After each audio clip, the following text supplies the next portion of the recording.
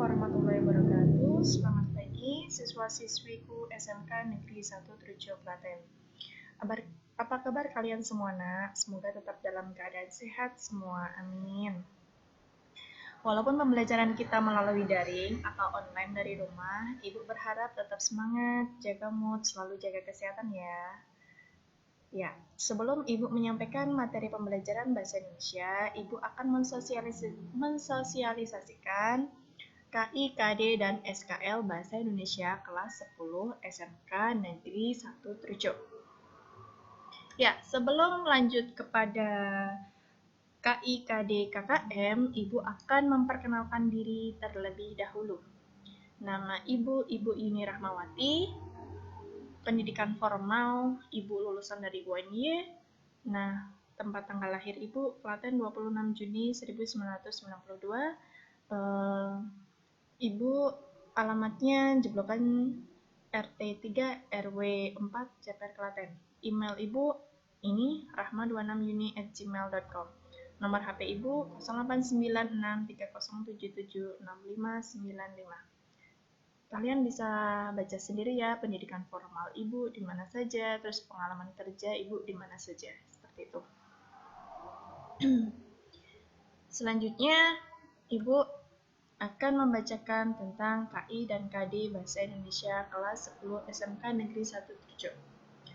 KI atau yang biasa disebut dengan kompetensi inti. Nah, pada kompetensi inti ini ada 4 kompetensi. Yang pertama, sikap keagamaan. Yang kedua, sikap sosial. Yang ketiga, pengetahuan bahasa Indonesia. Yang keempat, penerapan keterampilan bahasa Indonesia. Nah, pada KI 3 yaitu pengetahuan itu ada 18 KD atau kompetensi dasar. Begitu pula dengan KI 4 penerapan keterampilan itu ada 18 kompetensi dasar. Nah, dalam masing-masing 18 KD ini, Ibu akan menjabarkan satu persatu dalam mata pelajaran. Mata pelajaran 1 yaitu teks laporan hasil observasi. Di sini memang Ibu berikan 2 kolom ya, nak ya, kolom kompetensi dasar dan kegiatan apa saja yang nanti akan kalian lakukan di KD tersebut. KD yang pertama yaitu 3.1, yaitu mengidentifikasi teks laporan hasil observasi yang dipresentasikan dengan lisan dan tulis. KD keterampilannya 4.1, menginterpretasi isi teks laporan hasil observasi berdasarkan interpretasi baik secara lisan maupun tulis. KD 3.2, menganalisis isi dan aspek kebahasaan dari minimal 2 teks laporan hasil observasi. KD 4.2, mengonstruksi teks laporan hasil observasi dengan memperhatikan isi dan aspek kebahasaan. Nah, dari pelajaran teks laporan hasil observasi ini, nak, ada 4 KD yang perlu kalian lampaui. Dalam 4 KD ini, masing-masing ada KD pengetahuan dan KD keterampilan.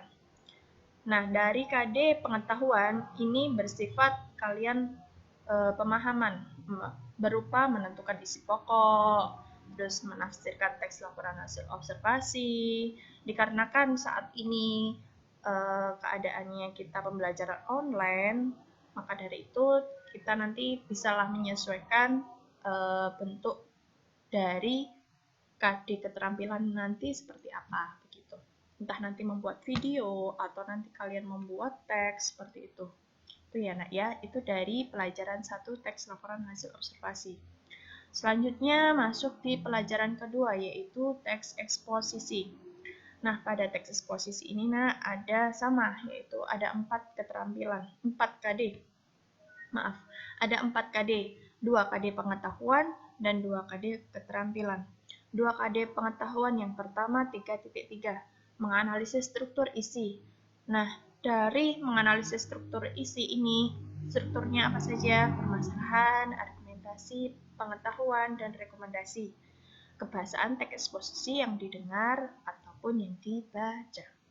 Selanjutnya, KD 4.3, mengembangkan isi atau permasalahan argumen, pengetahuan, dan rekomendasi teks eksposisi secara lisan dan tulis.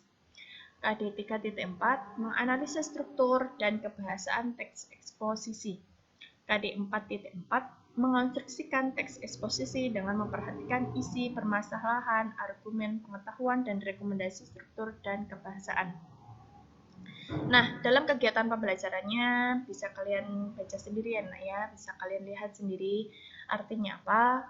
Ibu memberikan penjelasan di awal itu untuk apa? Untuk kalian mengetahui rencana pembelajaran dalam kelas 10 itu nantinya seperti apa. Bahasa Indonesia itu nanti akan mempelajari tentang apa saja sih? Nah, KD-nya tentang apa sih? Tujuannya nanti bagaimana? Pembelajarannya nanti seperti apa? Begitu. Jadi Ibu akan memberikan gambaran terlebih dahulu sebelum Ibu akan memberikan materinya. Gitu ya, Nak ya. Tuh. Terus lanjut di pelajaran ketiga. Pelajaran ketiga itu kita akan memahami tentang teks anekdot. Pasti kalian tidak asing lagi dengan teks anekdot karena teks anekdot ini ada di kelas 7 SMP ya gitu. Nah, kita pelajari lagi di ranah SMK kita akan mempelajari teks anekdot. Gitu. Teks anekdot ini ada 4 KD ya, Nak ya. 4 KD. Yang pertama 3.5. Mengevaluasi teks anekdot dari aspek makna tersirat. Nah, namanya mengevaluasi. Pastinya lebih kepada menilai, gitu. Menilai, menyusun kembali teks anekdot, gitu. Maka dari itu, kenapa kok teks anekdot ini diulang kembali di kelas 10 SMK? Karena ini nanti lebih kepada kita mendalami apa sih isi dalam teks anekdot itu, tidak sekedar hanya tahu gitu ya. Terus selanjutnya KD 4.5 yaitu mengonstruksi makna tersirat dalam sebuah teks anekdot. Nah, dalam mengonstruksi ini bukan mengonstruksi bangunan ya, tapi melainkan membandingkan anekdot dengan humor. Membandingkan anekdot, teks anekdot ini ada berbagai macam anekdot ya. Anekdot itu berisi tentang bisa dengan humor, bisa dengan kritikan, kayak gitu. Jadi tidak sekedar humor saja, tapi bisa masuk kepada kritik. Kritik sosial, kritik politik, itu ada di teks anekdot. Selanjutnya KD 3.6, yaitu menganalisis struktur dan kebahasaan teks anekdot. Nah, dalam KD menganalisis, ini pastinya kamu dituntut untuk berpikir kritis, di mana di situ kamu diminta untuk mengidentifikasi struktur, menyusun kembali yang sudah ada di teks anekdot yang nantinya Ibu akan berikan, kamu diminta untuk menyusun kembali, pastinya dengan memperhatikan struktur. Selanjutnya mempresentasikan, menanggapi, dan merevisi teks anekdot yang telah disusun, yang telah kamu susun tadi. Terus selanjutnya KD 4.6. Nah, KD 4.6 ini kamu diminta untuk menciptakan kembali teks anekdot dengan memperhatikan struktur dan kebahasaan.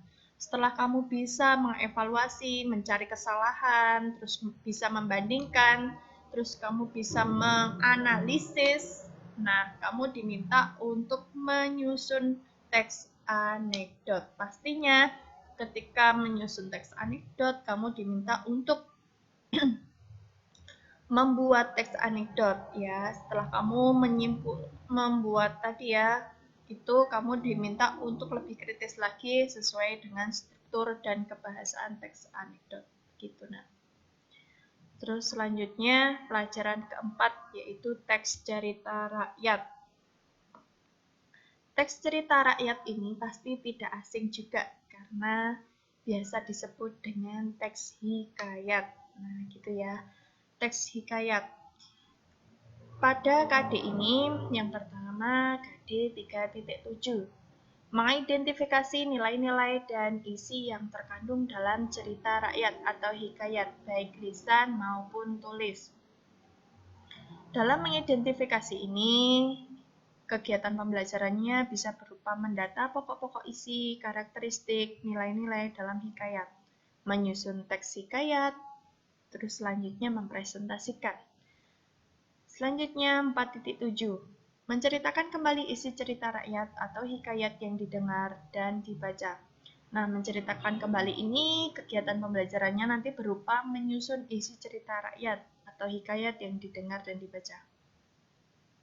Selanjutnya, 3.8. Membandingkan nilai-nilai dan kebahasaan cerita rakyat dan cerpen. Ini berisi kegiatannya menjelaskan persamaan dan perbedaan isi dan nilai-nilai dalam cerpen dan cerita rakyat. Menyusun kembali isi cerita rakyat tersebut, terus selanjutnya mempresentasikan dan menanggapi dan merevisi teks cerita yang disusun.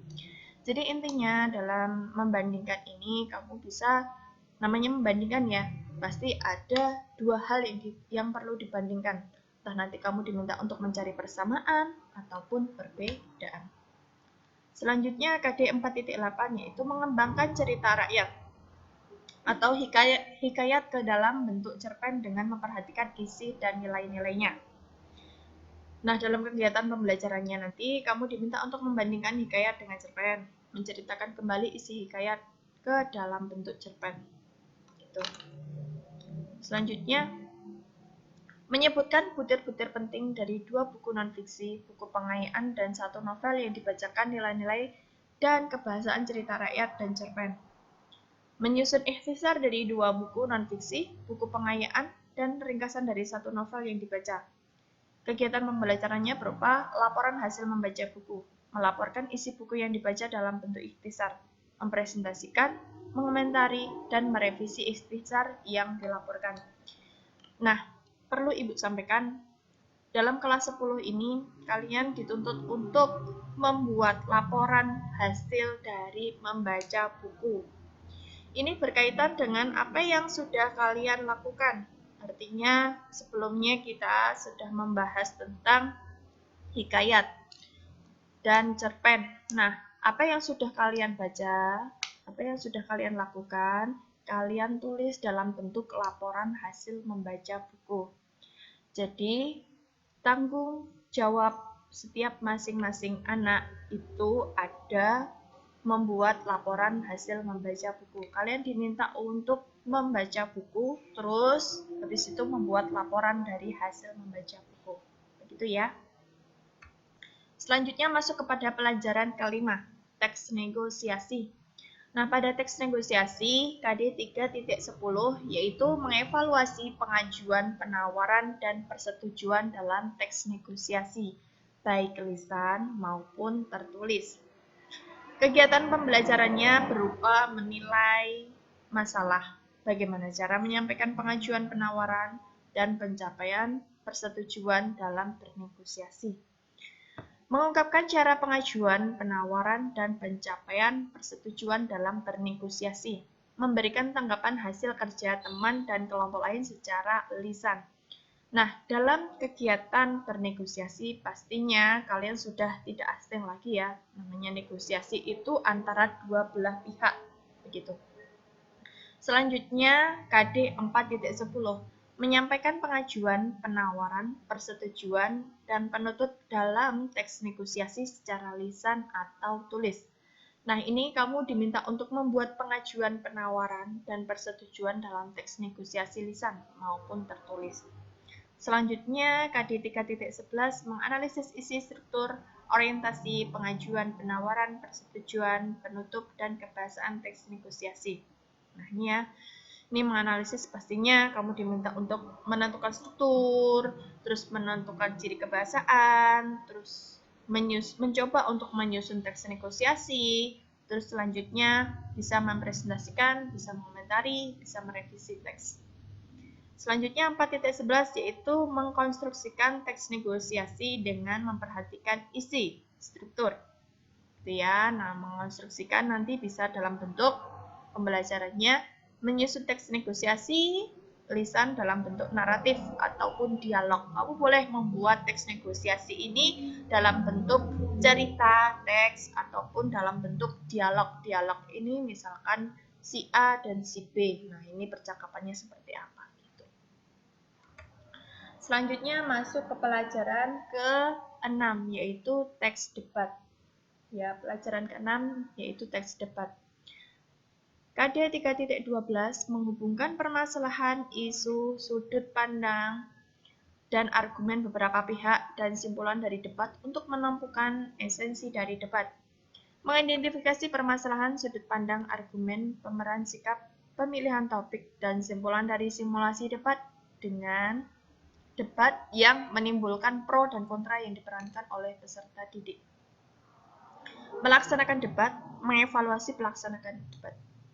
Selanjutnya 4.12 mengonstruksi permasalahan atau isu, sudut pandang dan argumen beberapa pihak dan simpulan dari debat secara lisan untuk menunjukkan esensi dari debat.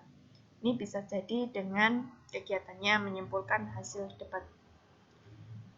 3.13 menganalisis isi debat atau permasalahan, isu, sudut pandang dan argumen beberapa pihak dan simpulan. Bentuk kegiatan pembelajarannya, mengidentifikasi isi debat, memberikan tanggapan, melaksanakan debat, mengevaluasi pelaksanaan debat.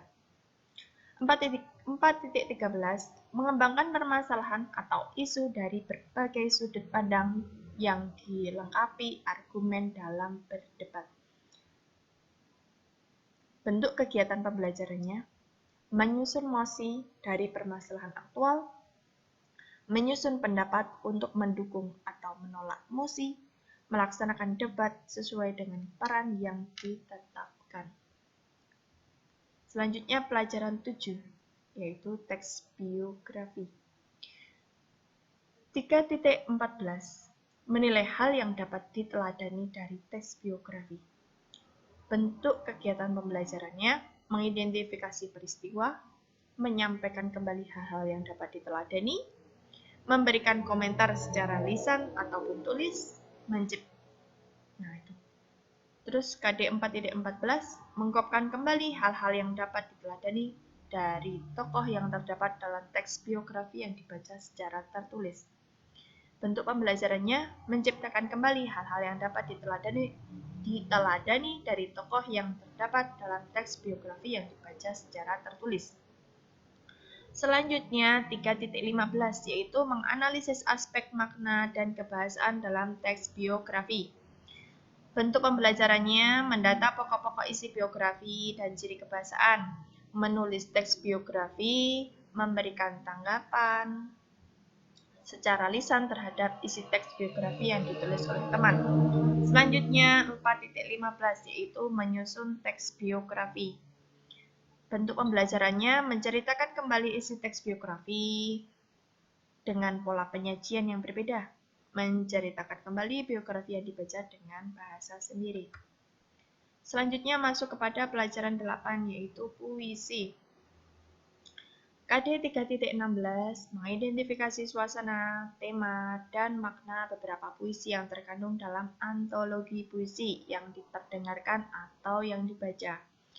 Dalam kegiatan pembelajarannya, mendata suasana, tema, dan makna dalam puisi yang didengar atau yang dibaca. Ini bisa jadi nanti sistem pembelajarannya Ibu menampilkan video tentang puisi, terus kamu mencari, ya, mendata suasana apa yang ada yang bisa kamu dalami dalam puisi tersebut, terus temanya kira-kira apa, terus maknanya bagaimana, kayak gitu. Terus memusikalisasikan dan menanggapi salah satu puisi dari antologi puisi atau kumpulan puisi dengan memperhatikan vokal ekspresi dan intonasi, tekanan dinamik, dan tekanan tempo. Ini Ibu bikin kegiatan pembelajaran ini menyatu ya dalam KD pengetahuan dan KD keterampilan. KD keterampilannya tadi mendemonstrasikan atau membacakan atau memusikalisasikan satu puisi dari antologi puisi atau kumpulan puisi dengan memperhatikan vokal ekspresi. Pastinya tidak asing ya dengan musikalisasi puisi ya. Musikalisasi puisi ini diperagakan oleh beberapa orang dalam satu puisi. Nah, nanti sistemnya kalian membacakan secara ini berurutan. Misalkan dalam membacakan puisi nanti ada 4 orang. Nah, dalam satu puisi ini dibacakan oleh 4 orang. Selanjutnya 3.17 menganalisis unsur pembangun puisi. Dalam kegiatan ini, mendata kata-kata yang menunjukkan diksi, imaji, diksi, kata konkret, gaya bahasa, rima atau irama, tipografi, tema atau makna, rasa atau feeling, nada, dan amanat dalam puisi. Nah, itu namanya kegiatan menganalisis, itu pasti mencari, ya, kita berpikir kritis, apa sih yang dalam puisi itu, kira-kira rimanya bagaimana sih, terus maknanya apa sih, kayak gitu, suasananya bagaimana, kayak gitu. Terus selanjutnya menulis puisi dengan memperhatikan unsur pembangunnya. Nah, ini kegiatannya menulis puisi dengan memperhatikan diksi. Ya, pastinya ketika kegiatan menulis ini pasti kamu harus memperhatikan apa yang sudah nantinya Ibu berikan materinya. Kira-kira sudah sesuai belum dalam penulisan puisi tersebut gitu. Selanjutnya mempresentasikan. Nah, mempresentasikan pastinya kamu nanti membuat puisi, terus habis itu dipresentasikan, terus dipublikasikan dalam bentuk video. Selanjutnya resensi buku. 3.18 menganalisis isi dari minimal 1 buku fiksi dan 1 buku non-fiksi yang sudah dibaca. Membuat resensi buku yang dibaca, menganalisis kelebihan dan kekurangan buku yang dibaca. Mereplikasi isi buku ilmiah yang dibaca dalam bentuk resensi. Menyusun resensi buku non-fiksi yang dibaca dengan memperhatikan unsur-unsur resensi. Nah, pastinya Ibu akan mengingatkan kembali. Sebelumnya tadi Ibu sudah menjelaskan bahwasanya anak-anak kelas 10 ini mempunyai kewajiban untuk membaca buku, baik buku fiksi maupun non-fiksi. Di awal tadi menulis tentang isi dulu, isi buku tersebut, ya. Terus selanjutnya masuk kepada resensi buku. Nah, resensi buku itu kamu diminta untuk mencari kelemahan, mencari kelebihan dan kekurangan buku tersebut. Pastinya ketika menganalisis kelebihan dan kekurangan buku ini, pasti ada 2 buku yang perlu kamu analisis, gitu ya. Nah, habis sudah dalam pembelajaran Bahasa Indonesia kelas 10.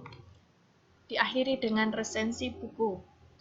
Nah, untuk KKM, ya Nak ya, untuk KKM di kelas 10 ini adalah 70 nilainya. Nah, nanti di masing-masing KD bisa Ibu akan memberikan evaluasi penilaiannya dalam bentuk soal. Nah, ini bisa nanti dalam 2 pelajaran ataupun dalam 1 KD, nanti kondisional aja ya Nak ya. Pastinya dalam masa-masa pandemi seperti ini, Ibu harapkan kalian tetap jaga semangat, tetap jaga kesehatan, walaupun pembelajaran online, semoga pembelajarannya tetap berjalan dengan lancar, gitu ya. Pembelajaran ini akan sukses ketika kedua belah pihak ini berjalan dengan lancar. Artinya Ibu juga memberikan pembelajaran dengan baik, begitu pula inginnya kalian juga semuanya di rumah belajar dengan baik. Apa yang nanti Ibu berikan, baik materi ataupun soal, Ibu harapkan kalian pun juga aktif, kayak gitu ya. Karena keaktifan kalian itu akan mempengaruhi penilaian Ibu. Jadi penilaian Ibu itu tidak hanya serta-merta tentang pengetahuan, tapi tentang sikap juga tentang keterampilan. Begitu ya, sesuai dengan yang sudah Ibu jelaskan di awal tadi. Kriteria ya, indikator yang pertama tadi Ibu sudah menjelaskan kompetensi inti. Kompetensi inti itu tidak serta-merta hanya pengetahuan saja ya Nak ya. Ibu tidak berharap lebih ketika kamu mempunyai pengetahuan, mempunyai nilai baik, tapi attitude atau sikap kamu kurang. Jadi Ibu berharap sekali ketika Ibu memberikan materi, ya, Ibu harap kalian pun juga respon. Artinya kalian tunjukkan bahwa kalian mempunyai ilmu, juga mempunyai attitude, punya sikap, punya karakter, punya pendirian. Jangan hanya mengandalkan ilmu, tapi sikap kalian nol. Ibu tidak akan memberikan penilaian lebih ketika kamu mempunyai ilmu tapi attitude kalian, sikap kalian nol. Jadi tolong jaga, sinkronkan antara ilmu pengetahuan kamu dengan sikap kalian. Gitu ya nak ya. Cukup sekian dari Ibu. Banyak salah, banyak kata. Ibu mohon maaf. Semoga kita pembelajaran bahasa Indonesia dalam pandemi ini dapat berjalan dengan lancar. Amin. Semoga kalian dalam keadaan sehat, tetap semangat. Semuanya Ibu berharap bisa berjalan dengan lancar dengan dukungan kalian semua. Cukup sekian dari Ibu. Assalamualaikum warahmatullahi wabarakatuh.